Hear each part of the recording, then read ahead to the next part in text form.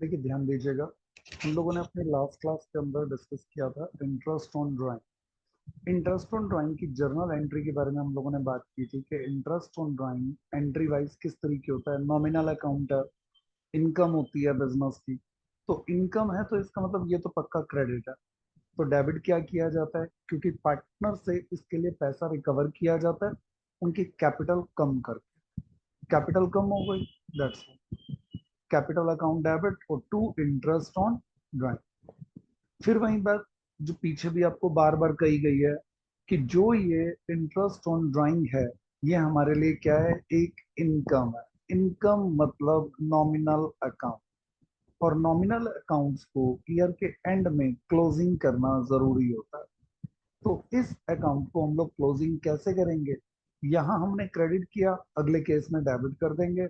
और to profit and loss appropriation account, charging entry, closing entry, जो भी आप लोग नाम दें।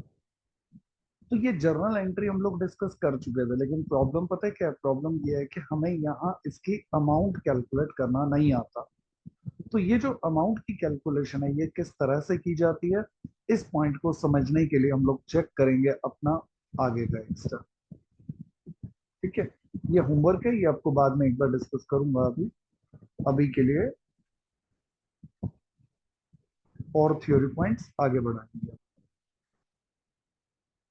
तो ध्यान दीजिएगा, हम लोग पहले अब डिस्कस करेंगे कि हमारे कितने मेथड्स हैं इंटरेस्ट ऑन ड्राइंग को कंप्यूट करने के। तो हमारे कई सारे मेथड्स हैं, कई सारे मतलब 3 मेथड्स हैं ओवरऑल। तो उन सब मेथड्स के बारे में हम लोग एक एक करके स्टडी करेंगे विद एग्जाम्पल। तो ध्यान दीजिएगा, इंटरेस्ट ऑन ड्राइंग आपको कैसे कैलकुलेट करना। If date date of withdrawal given, अगर आपको क्वेश्चंस के अंदर ड्राइंग्स की अमाउंट को विड्रॉल करने की डेट गिवन है, अगर विड्रॉल करने की डेट गिवन है, तो आप उसके ऊपर 2 मेथड्स अप्लाई कर सकते हो। एक मेथड का नाम है सिंपल, और एक का नाम है प्रोडक्ट प्रोडक्ट मेथड। अगर आपको डेट ऑफ विड्रॉल गिवन, अगर डेट ऑफ विड्रॉल नहीं गिवन है, तो ये हमने इससे पहले की क्लास में डिस्कस किया था कि अगर डेट ऑफ विड्रॉल नहीं गिवन होती, तो उस केस में हम एज्यूम करते हैं कि ड्राइंग जो है उसके ऊपर 6 मंथ्स का इंटरेस्ट अप्लाई किया जाएगा। ठीक है, तो ये कैलकुलेशंस अगर हम लोग देखें तो सिंपल मेथड और दूसरा कौन सा है, प्रोडक्ट मेथड। तो इन दोनों मेथड्स के अलावा एक तीसरा मेथड भी होता है जिसको हम लोग बोलते हैं शॉर्टकट मेथड। लेकिन आप लोग नोट कर रहे होगे कि शॉर्टकट मेथड्स अगर आपको अप्लाई करने हैं, तो उसके लिए आपको ये कुछ कंडीशंस होंगी, ये आपको फॉलो अप करनी पड़ेंगी। अगर आप ये कंडीशंस फॉलो अप नहीं करते हो, तो आप शॉर्टकट मेथड्स अप्लाई नहीं कर सकते। कंडीशंस का स्पेशली ध्यान रखना होगा। अगर कंडीशंस पूरी ना हो, तो इन दोनों में से कोई मर्जी लगा लीजिए, आंसर एक ही आएगा। सिंपल मेथड, आपको क्या करना है, कैलकुलेट करना है सेपरेटली हर अमाउंट के ऊपर, ड्राइंग के ऊपर, जब तक अकाउंटिंग ईयर पूरा नहीं हो जाता तब तक का इंटरेस्ट। तो ये इंटरेस्ट कैसे कैलकुलेट किया जाता है, इसका फॉर्मूला होता है ये कि जब आप लोग पैसा ड्रॉ करें, multiplied by rate of interest divided by 100, into में नंबर ऑफ मंथ्स, और डिवाइडेड बाय 12। एक चीज और नोट करने वाली है कि रेट ऑफ इंटरेस्ट है ना, क्वेश्चंस में ध्यान से ये चेक करना कि जो रेट ऑफ इंटरेस्ट है वो हमेशा पर एनम होना चाहिए। अगर रेट ऑफ इंटरेस्ट अगर रेट ऑफ इंटरेस्ट अगर आपको क्वेश्चन में पर एनम नहीं लिखा हुआ, अगर पर एनम नहीं लिखा हुआ, पर एनम नॉट गिवन, तो क्वेश्चंस करते हुए आप ये मंथ्स वाला क्राइटेरिया हटा दोगे। ठीक है, अगर पर एनम रिटर्न है तब ये फॉर्मूला करेक्ट है। अगर पर एनम रिटर्न नहीं है, पर एनम नहीं रिटर्न है, तो उस केस में आप ये पोर्शन को कट कर दो। तो ये आपका फॉर्मूला होता है सिंपल मेथड से इंटरेस्ट ऑन ड्राइंग को कंप्यूट करने का। तो इंटरेस्ट ऑन ड्राइंग को हम एग्जांपल के साथ ही डिस्कस करेंगे। आप लोग एक बार अभी यहाँ स्क्रीन पर ही ध्यान दीजिएगा। हमने एज्यूम कर लिया कि हमने हर महीने अलग अलग अमाउंट की ड्राइंग की है। तो अगर अलग अलग अमाउंट की ड्राइंग की है, तो उस केस में हम सिंपल मेथड से उस पे इंटरेस्ट कैसे कैलकुलेट करते हैं। जैसे देखो, मैंने एक टेबल ले ली, मैंने ये बोला कि मैंने ड्राइंग की है 1 मई को, मैंने ड्राइंग की है 31 जुलाई को, सितंबर को, नवंबर को, जनवरी को, मार्च को। आप देख रहे होगे अमाउंट भी अलग अलग है, टाइम पीरियड भी अलग अलग है जिसमें ड्राइंग्स क्या बिजनेस में से की गई है। तो इनके ऊपर जब हमें इंटरेस्ट की कंप्यूटेशन करनी होती है तो रेट ऑफ इंटरेस्ट क्वेश्चंस में गिवन मिलेगा कि rate of interest in drawings के ऊपर कितना है, 9%। और आप देख रहे होंगे पर एनम लगा हुआ है। तो जब पर एनम रिटर्न है तो इसका मतलब आपको मंथ्स का ध्यान रखना है। तो 20,000 की ड्राइंग, इसकी कैलकुलेशन कैसे करेंगे? 20,000 इंटू 9/100 इंटू कितने मंथ। बेटा ये पॉइंट्स जो है ना, ये बच्चों के अक्सर गलत होते हैं, तो आपको ध्यान से कैलकुलेट करना है। मैंने ऊपर पूरा कैलेंडर राइट डाउन किया है। आप यहाँ पर सबसे पहले मार्क करो कि आपने ड्राइंग करी कब है। 1 मई, यानी कि 1 मई का मतलब ये सारा ड्यूरेशन है। ब्लिंक कर रहा है ना ये जो एरिया, तो इट मीन्स ये सारा ड्यूरेशन है जिसका आपको इंटरेस्ट पे करना पड़ेगा। और स्टेटमेंट में दूसरा वर्ड आपको ये भी ध्यान से चेक करना होता है कि बुक्स ऑफ अकाउंट्स क्लोजिंग कब हो रही है। एग्जामिनर कई बार यहाँ गेम खेल जाता है, वो यहाँ आपको ईयर की क्लोजिंग 31 दिसंबर दे देता है और बच्चों को आदत ये पड़ जाती है मार्च मार्च मार्च में करने की। तो वहां पर भी मिस्टेक होने का एक डर रहता है। तो ये पॉइंट आप लोगों को ध्यान से करना है कि डेट ऑफ ड्राइंग क्या है और ईयर की क्लोजिंग कब है, और रेट में पर एनम गिवन है या नहीं। ये सारी बातें देखते हुए अगर मैं यहाँ मंथ्स पूछूं तो मंथ्स हैं यहाँ पर 11। तो इनटू में मैं क्या कर दूंगा, 11/12। इस पूरी कैलकुलेशन को जो सॉल्व करके आएगा वो हमारा इंटरेस्ट है। दैट्स ऑल, सिंपल मेथड से इंटरेस्ट लग गया। अगर मैं इसी पॉइंट को और आगे कंटिन्यू करूं तो 31 जुलाई अगर मैंने यहां ड्राइंग करी तो रेट ऑफ इंटरेस्ट है 9/100। अब जुलाई में अगर मैंने ड्राइंग की है तो जुलाई 31, ऊपर कैलेंडर में मार्क करो कहां पर आएगा ये, 31 जुलाई है तो जुलाई के एंड में आप मार्किंग करोगे। इसका मतलब इस ड्राइंग का जो टाइम पीरियड है वो ये वाला होना चाहिए ना, जो ब्लिंक कर रहा है। क्योंकि जुलाई को क्यों नहीं काउंट किया, क्योंकि 31 जुलाई थी। तो इट मीन्स यहाँ आप इजिली समझ सकते हैं कि नंबर ऑफ मंथ्स कितने हैं। नंबर ऑफ मंथ्स हैं 8। तो 8/12 जो इस कैलकुलेशन को सॉल्व करके आएगा वो आपका इंटरेस्ट है। ठीक है। तो इस तरीके अब बाकी के 4 ड्राइंग्स का इंटरेस्ट कैलकुलेट कर लेंगे, हो जाएगा। अगर वो हो जाएगा तो बच्चे आप लोग एक बार ऐसा करिए, आप लोग फटाफट से चैट बॉक्स में आंसर दीजिए। जो बच्चे ऑनलाइन ये वीडियो देखें तो वो कमेंट बॉक्स में मेंशन कर देंगे कि इन चारों पॉइंट्स का आंसर क्या है। तो आप लोग इन चारों को पहले कैलकुलेट करिए, इनके आंसर्स हम वेरीफाई करेंगे, उसके बाद फिर हम लोग आगे करेंगे। एक बार ये 4 पॉइंट्स आप लोग कैलकुलेट करिए अगर समझ में आ चुका है तो। तो ये जो 4-5 पॉइंट्स हैं इनका आप लोग कैलकुलेशंस करके इनका आंसर आप लोग मेरे से शेयर करिएगा। ठीक है। वहां मैं आप लोगों को बता दूंगा कि इनके आंसर करेक्ट क्या हैं। तो आपका एक डाउट जो होगा वो भी क्लियर हो जाएगा और मेरे को भी पता चल जाएगा कि आपका पॉइंट यहाँ तक कवर अप है या नहीं। अगला आता है इसके अंदर प्रोडक्ट मेथड। प्रोडक्ट मेथड में क्या करना है, सारे के सारे प्रोडक्ट कंप्यूट करना है, मल्टीप्लाई करना है ईच सेट ऑफ ड्राइंग, जो जो ड्राइंग की गई है, फ्रॉम इट्स ड्यूरेशन, ड्यूरेशन से लेकर ईयर के एंड तक जितने मंथ्स हैं उनको मल्टीप्लाई कर दो। मल्टीप्लाई करके उसका टोटल ऑफ प्रोडक्ट निकालो और ये फॉर्मूला यूज करो। तो total of product multiplied by rate of interest divided by 100 into 1/12, ये फिक्स है, ये 1/12 ही लगता है। तो प्रोडक्ट मेथड के केस में हमें ये फॉर्मूला यूज करना है। टोटल ऑफ प्रोडक्ट कैसे निकालना है, मल्टीप्लाई करना है हर एक ड्राइंग को उस दिन से जब वो ड्राइंग की गई थी जब तक ईयर का एंड हुआ, उसके बीच में कितने मंथ्स हैं उनसे आप मल्टीप्लाई करेंगे। जैसे ये देखिए ये केस है, अगर मैं यहाँ पर उसी एग्जांपल को उससे सॉल्व करूं तो यहाँ पर मैं पूरा पूरा कैलकुलेट नहीं करूंगा। यहाँ मैं किस तरीके करूंगा, ड्राइंग मैंने कब की, 1 मई, 1 मई को करी तो कितने महीने हैं, 11 महीने, मल्टीप्लाई कर दूंगा 11 से, मल्टीप्लाई कर दूंगा 11 से, तो ये आ गया 2,20,000। 31 जुलाई को ड्राइंग करी, अब 31 जुलाई को अगर करूंगा तो मंथ्स कितने दिखाई दे रहे हैं हमें, 8, मल्टीप्लाई कर दूंगा 8 से। तो इस तरीके में इनको मल्टीप्लाई करता चला जाऊंगा सभी ड्राइंग्स को। इन सभी ड्राइंग्स को मल्टीप्लाई करने के बाद जो एंड में मेरा टोटल आएगा, किस चीज का, जो प्रोडक्ट का टोटल आएगा, वो प्रोडक्ट का total multiplied by rate, rate कितनी है, 9% पर एनम, इनटू में 1/12। क्योंकि फॉर्मूला ये होता है कि ये जो टोटल मैं यहाँ ऑब्टेन करूंगा, इनटू में मैं क्या करूंगा, रेट अपॉन 100, और इनटू में क्या करूंगा, 1/12। तो ये फॉर्मूला मैं फॉलो करूंगा। अब एज यूजुअल मैं यहाँ पर भी आप लोगों के साथ टाइम शेयर नहीं करना चाहता, तो ये कैलकुलेशन भी आप लोगों को मेरे को एक बार पूरी करके शेयर करनी पड़ेगी।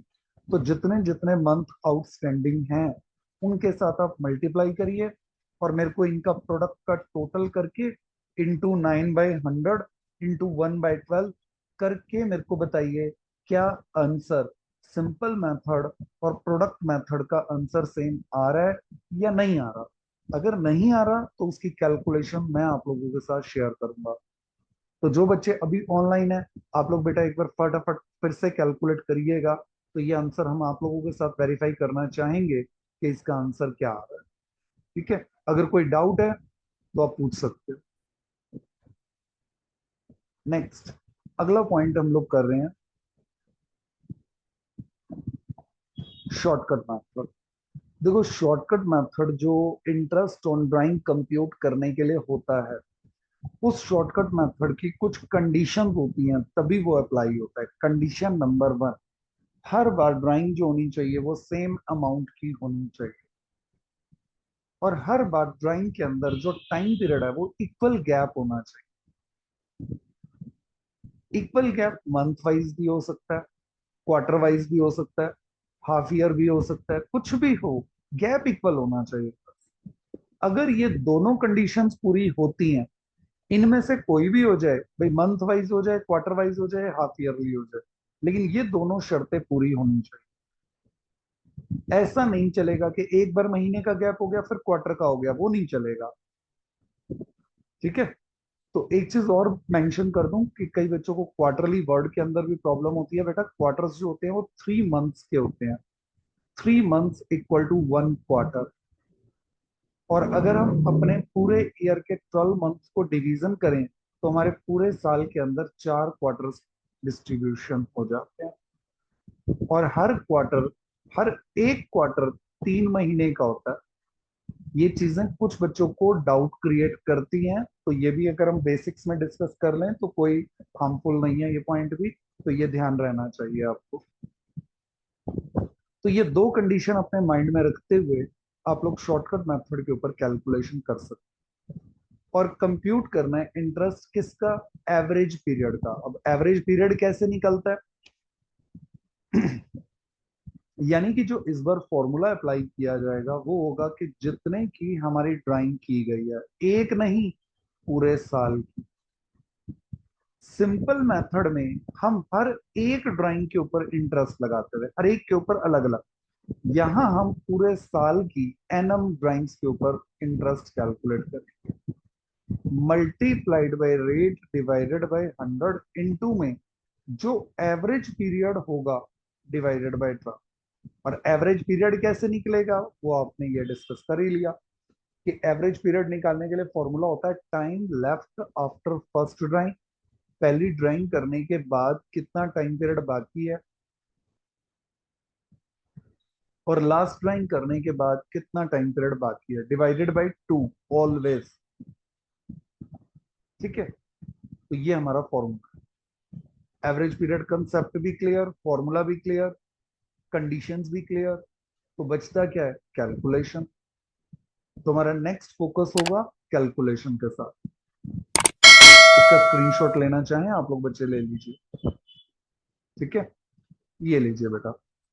तो यह मैंने दो अलग अलग कैलेंडर राइट डाउन किए हुए हैं। अगर मैं ड्राइंग कर रहा हूँ बिगनिंग ऑफ एवरी मंथ, तो बिगनिंग ऑफ एवरी मंथ, ये मैंने दो कैलेंडर किस लिए लिए हैं, क्योंकि एवरेज करने के लिए ना मेरे को दो बातें चाहिए होती हैं, time left after first drawing और time left after last drawing. वो एवरेज के लिए मैंने दो कैलेंडर बनाए हैं, एक में मैं फर्स्ट वाले के लिए दिखाऊंगा, एक में लास्ट वाले के लिए शो करूंगा। तो ये देखो, average period will be direct average period की बात की है कि अगर ड्राइंग की जाती है हमारी एवरेज पीरियड, शुरुआत में अगर मैं देखता हूं अगर ड्राइंग की जाती है beginning of every month,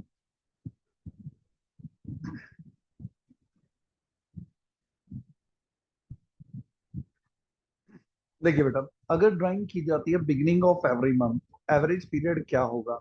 time left after first drawing. तो बिगिनिंग का मतलब बिल्कुल पहले महीने अप्रैल, तो शुरुआत में कितने महीने बाकी हैं वो आप लोगों की स्क्रीन के ऊपर हाईलाइट कर रहा है।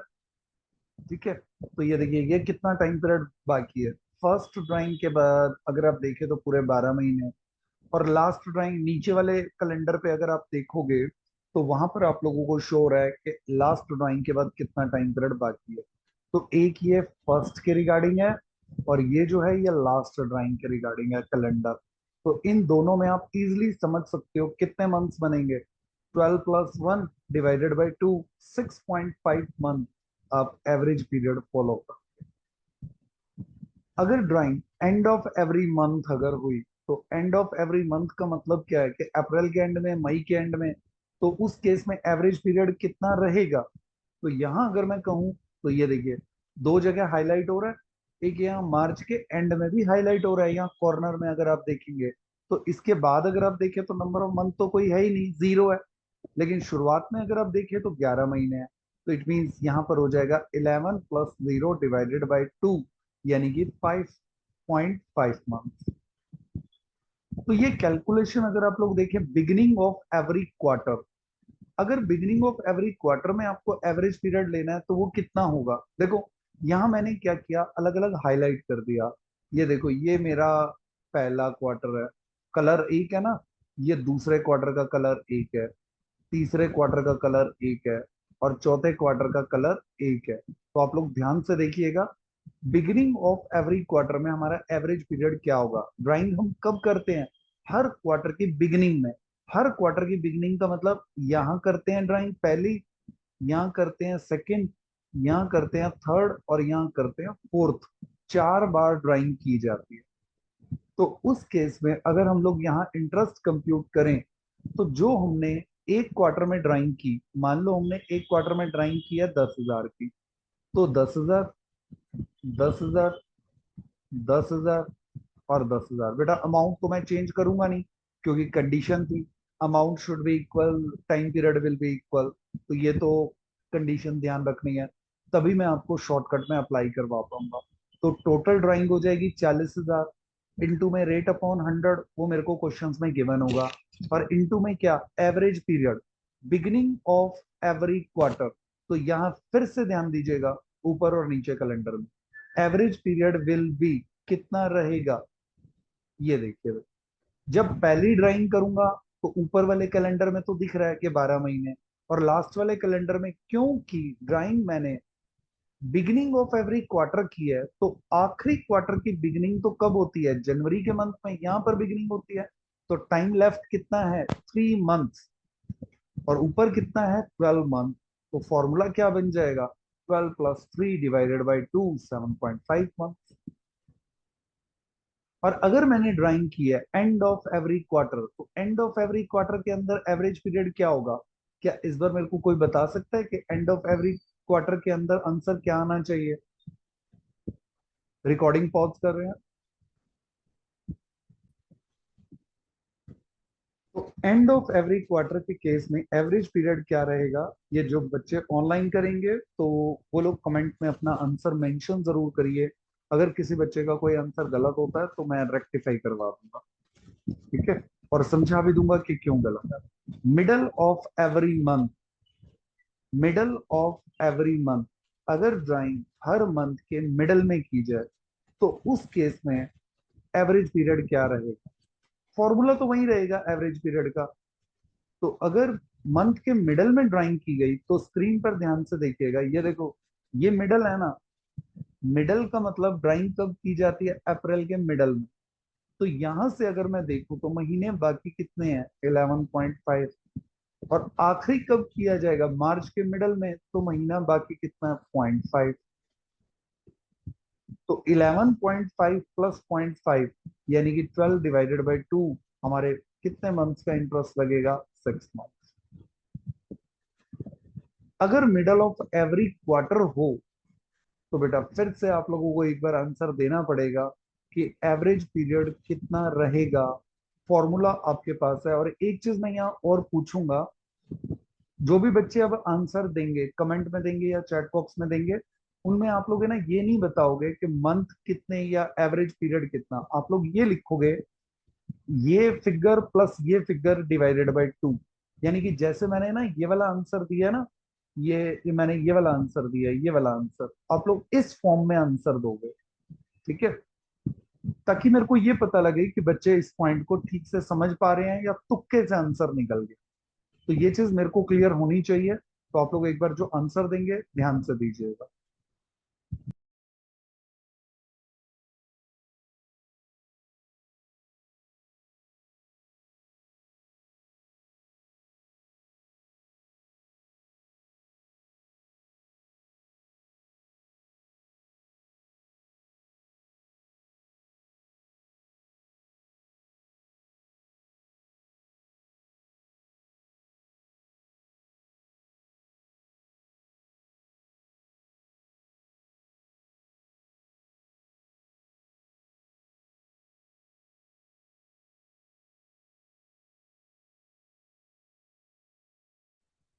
तो इन सब जर्नल एंट्रीज को आपको लेजर में पोस्ट करना है।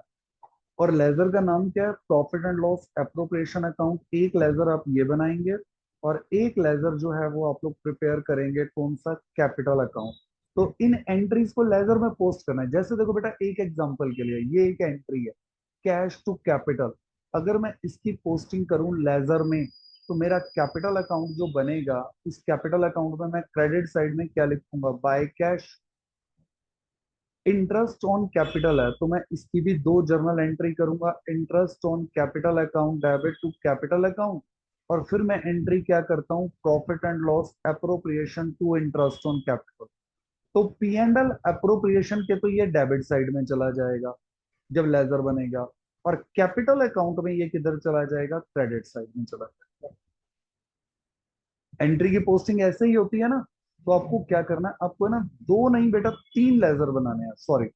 तीसरा कौन सा बनाएंगे? तीसरा पी एंड एल अकाउंट भी बनाएंगे कि मेरे को ये भी पता चले कि आप कुछ एंट्री की पोस्टिंग जो पी एंड एल में करनी है वो आप लोग कैसे करके देते हो।